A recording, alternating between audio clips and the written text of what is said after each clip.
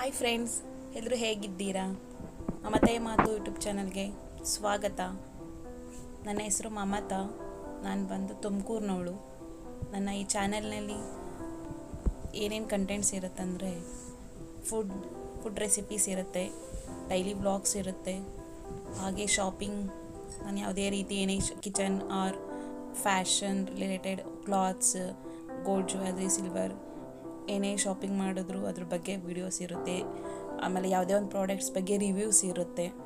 Please ಎಲ್ಲರೂ ನನ್ನ ಚಾನಲ್ಗೆ ಸಪೋರ್ಟ್ ಮಾಡಿ, ಸಬ್ಸ್ಕ್ರೈಬ್ ಮಾಡ್ಕೊಳ್ಳಿ, ಲೈಕ್ ಮಾಡಿ, ಶೇರ್ ಮಾಡಿ.